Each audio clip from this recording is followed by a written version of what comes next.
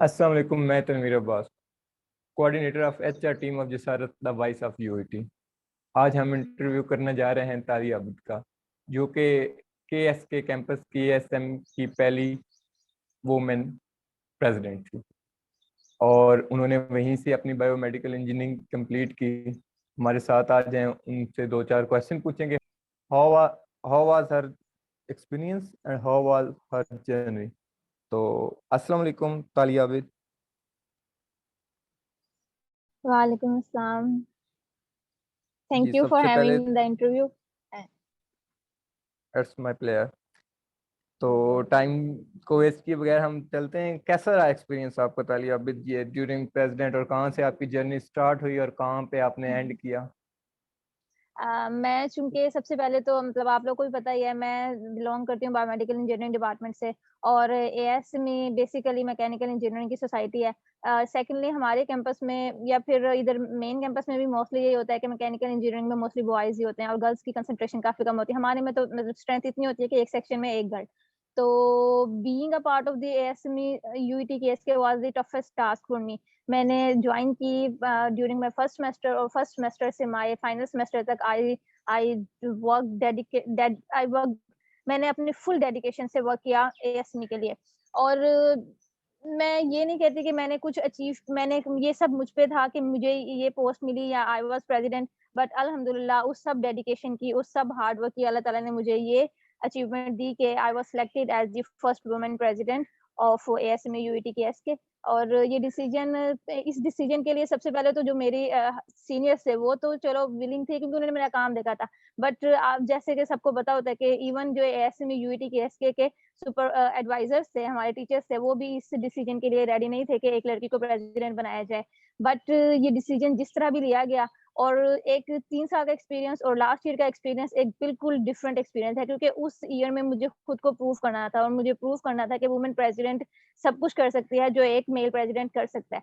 तो अल्हम्दुलिल्लाह हमने एएसएमई में फाइनल ईयर में हमने हर चीज़ अचीव करने की कोशिश की और हमारी ओरिएंटेशन जो मतलब लाइक हमारे इवेंट्स ही होते हैं, जो हमारे अचीवमेंट्स होते हैं, तो वो ओरिएंटेशन ऐसी थी कि केएसके की हिस्ट्री में ऐसी ओरिएंटेशन नहीं हुई थी और अल्हम्दुलिल्लाह उस वो सारी हार्ड वर्क थी। लेकिन मैं स्टार्ट करूँ तो मैंने स्टार्ट तो फर्स्ट सेमेस्टर से किया था जैसे सब स्टूडेंट्स करते हैं और सेकंड ईयर में हमने काम किया, मैंने बहुत काम किया। फर्स्ट इवेंट जो हमारा ओलंपियाड था वो करवाया अपने सीनियर के साथ, फुल हार्ड वर्क किया, वो एक सिंपल जर्नी थी। मैं बेसिकली एक्सप्लेन उसको फाइनल ईयर की जर्नी को करूँगी। उसके बाद जी थर्ड ईयर आप सबको पता है कि हमारा कोविड में गुज़रा और कोविड में गुज़रने के साथ-साथ हम काफ़ी चीज़ों से दूर भी हो गए बट हमने जो है ना काम ऑनलाइन भी काम जारी रखा अपना। और एएसएमई ने मुझे इतनी स्ट्रेंथ और इतनी अपनी जो है ना इतनी वो मोटिवेशन दी और इतना कॉन्फिडेंस दिया कि मैंने एएसएमई के साथ-साथ और बहुत सारे नेशनल प्लेटफ़ॉर्म जो है ना उनको जॉइन किया जो इंजीनियरिंग से रिलेटेड है या जो करिकुलर या को-करिकुलर एक्टिविटीज़ को या टेक्निकल एक्टिविटीज़ को सपोर्ट करते हैं। जैसे हमारे यहाँ पर इंजीनियर्स का एक प्लेटफ़ॉर्म है यंग प्रोफेशनल इंजीनियरिंग ग्रुप, उन्होंने मुझे अपने जो है ना प्लेटफ़ॉर्म का उन्होंने वुमेन जनरल सेक्रेटरी चूज़ किया मुझे और मैं ओवरऑल पाकिस्तान में इंजीनियरिंग वुमेन इंजीनियर्स को रिप्रेजेंट कर रही थी और ये सारी अचीवमेंट जो है मैं डेडिकेट करती हूँ एएसएमई को।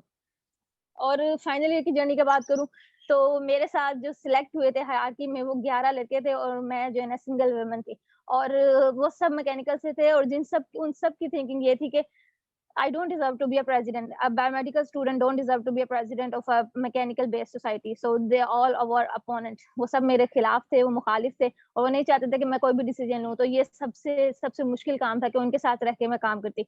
बट मैंने काम स्टार्ट किया, मैंने उन सबको ये प्रूव करने के लिए कि मैं सब कुछ कर सकती हूँ, तुम लोग मेरे साथ चलो। ना उनसे इस तरह के मैं उनसे उनके मुखालिफ हो जाती, उनकी उनकी जो दुश्मनी है या फिर जो उनके इख्तिलाफात थे मुझसे, उसको आगे लेके चलती तो हम कुछ भी नहीं कर सकते। लेकिन मैंने उनके साथ काम किया और हमने मिलकर काम किया और मिलकर जो हमने सब कुछ अचीव किया ना, उसमें हमारी ओरिएंटेशन, हमारा मेगा इवेंट, हमारा सिग्नेचर इवेंट और एवरीथिंग वाज़ के हमारे जो केएसके में एसएमई थी ना, उस वो हमारे एडवाइज़र्स और टीचर्स ने भी देखा कि येस वुमेन प्रेज़िडेंट भी सब कुछ कर सकती हैं। तो मेरी जर्नी तो मतलब एक्सप्लेन नहीं कर सकती मैं वर्ड्स में, लेकिन was the toughest time final year के साथ प्रेज़िडेंट होना और उसके बाद वुमेन प्रेज़िडेंट होना और फिर मैकेनिकल इंजीनियरिंग की सोसाइटी का होना एक मुश्किल काम था। चलें ओके चलें आप ओके तालिया, क्वेश्चन नेक्स्ट सिर्फ क्वेश्चन एक करिए। क्वेश्चन कोई ऐसा इंस्टेंट आया हो जिस वक्त आपको लगा हो कि it's was a tough time of my life, I can't survive in this environment? हाँ, मुझे लगा ना, मैं आपको जैसे बता रही हूँ कि मैं जब प्रेज़िडेंट सेलेक्ट हुई तब ही सबसे मुश्किल काम था। टफेस्ट पार्ट बीइंग प्रेज़िडेंट ही होता है। हमें ऐसे लगता है जब हम स्टार्ट से होते हैं, ज़ाहिर है हम जब सोसाइटी जॉइन करते हैं हमें यही अचीव करना चाहते हैं कि भई लास्ट ईयर में हम प्रेज़िडेंट बनेंगे। प्रेज़िडेंट बनना एक अचीवमेंट होती है, लेकिन वो ड्यूटी ज़्यादा होती है। मैं जब प्रेज़िडेंट बनी, मैं अब जूनियर्स को भी यही गाइड करती हूँ कि ये रिस्पॉन्सिबिलिटी होती है, ये अचीवमेंट नहीं होती है। तो मैंने प्रेज़िडेंट बन के जो-जो चीज़ें ड्यूटीज़ मेरे ऊपर थी, क्योंकि कोविड में हमारी सोसाइटी बिल्कुल लैग कर चुकी थी। बच्चे जो है ना 2-0 के या फिर 2-1 सेशन के जो बच्चे आ रहे थे और 1-9 सेशन के, इवन उनको भी नहीं पता था कि, लेकिन हम वो एक टफेस्ट काम था कि उन 11 लड़कों के साथ अपने डिसीजन को मनवाना, बायोमेडिकल के स्टूडेंट होके मैकेनिकल की सोसाइटी को चलाना और फिर सबको साथ लेके चलना।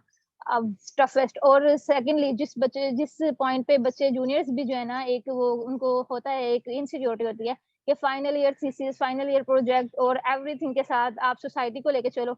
ये यकीनन मुश्किल काम होता है और मैं कहती हूँ कि ये एक मुश्किल काम होता है। लेकिन अगर आप खुद पे, अल्लाह पे यकीन रखो ना, तो सब कुछ पॉसिबल हो जाता है।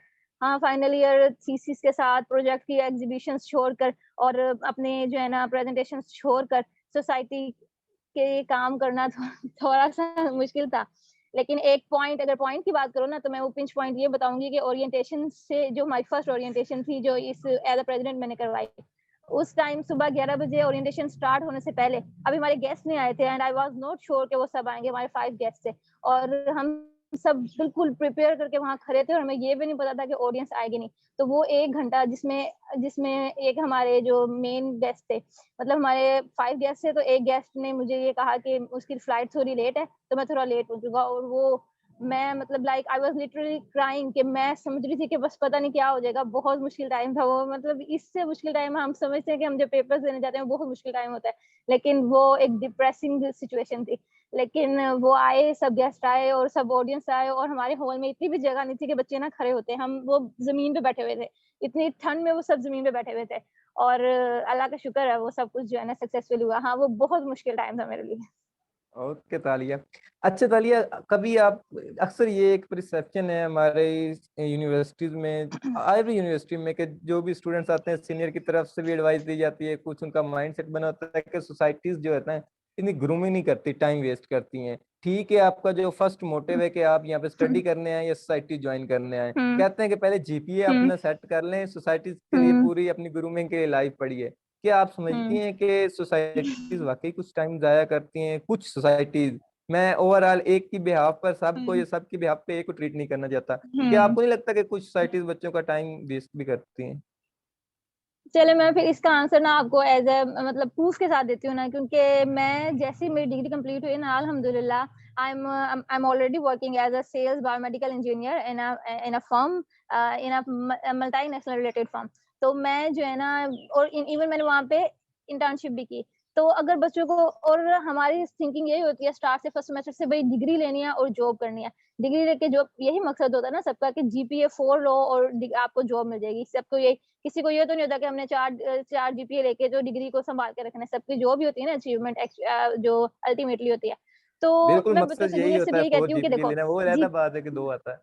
हाँ, जी वो जी। तो चलो जैसे भी बस करना पड़ता है ना, लेकिन मैं यही कहती हूँ कि 4 जीपीए लेके जाके भी बल्कि सभी समझाते हैं, 4 जीपीए का आप लेके जाओगे ना, उसके ऊपर डिग्री के ऊपर लेके जाओगे और सामने इंटरव्यू को आप इंटरव्यू दे रहे होगे, तो वो आपको इस बेसिस पे सिलेक्ट नहीं करता है कि आपने 4 जीपीए। क्योंकि हम यूनिवर्सिटी में जब आते हैं ना, यूईटी में, कुछ बच्चों की बेसिक ये थिंकिंग यही होती है, भई बस सीधा बन के पढ़ो और निकल के जो है ना जॉब मिल जाएगी, जॉब मिल जाएगी।